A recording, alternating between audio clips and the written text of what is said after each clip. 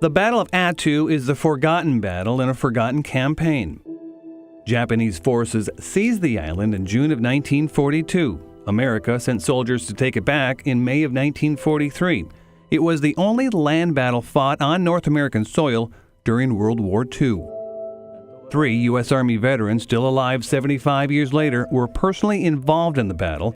95-year-old Joe Sasser served with the U.S. Army's 50th Combat Engineers. Had been the postmaster. Roy Dover, also in his 90s, was a demolition expert. Building roads and pushing snow. Alan Serrell, now 102 years old, worked in communications with the Signal Corps. I got involved with the Alaska communications system. Alan Serrell was part of the team that helped crack some of the encoded Japanese naval codes. It gave the date, the time, where it was coming from, where it was destined and going to. Serrell also recalls being thrown into combat and the difficult time U.S. soldiers had landing on Attu. But while we were there, the Japanese evidently thought it was useful to just hang around on the beaches. Once on the island, Serrell says it was strictly man-to-man combat. We just heaved grenades into their trenches.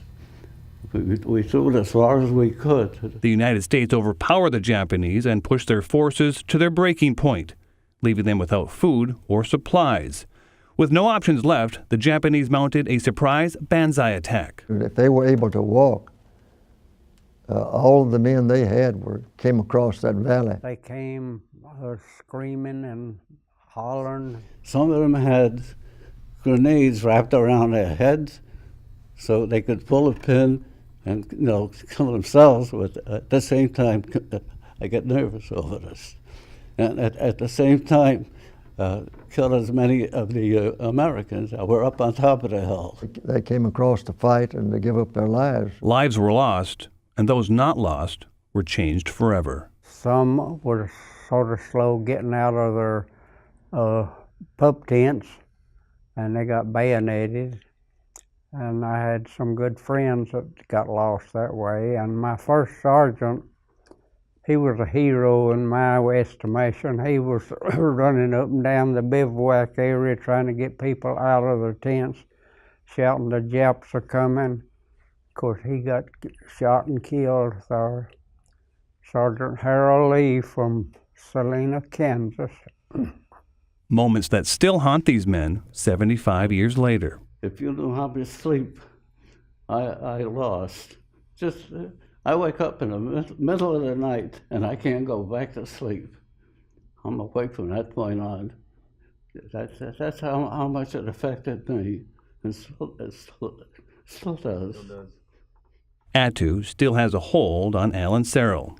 Stories they mostly keep to themselves to shield the pain from the ones they love the most. He didn't share it with his wife, he didn't share it with my mother as she was growing up with him, he didn't share it with us. These are some of the pages from Alan's past that his granddaughter, Jillian Luckner, and other family members are now just getting a glimpse of. It's been eye-opening and, emotional and a little frightening to have known that he's kind of kept that inside for all these years and not been able to share it. So this has been a really nice space. Of the 2,600 Japanese soldiers on Attu, only 28 survived by surrendering. Over 2,000 Americans were either killed, wounded, or suffered a psychiatric breakdown.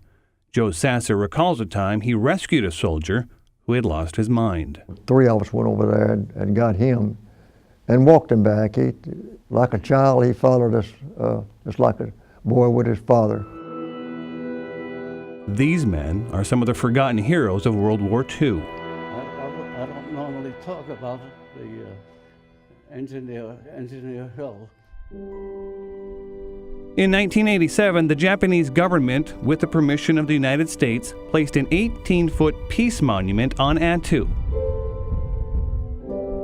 It was updated in 2003 and honors all Japanese and Americans who died in the Aleutians during World War II. The words inscribed in English and Japanese.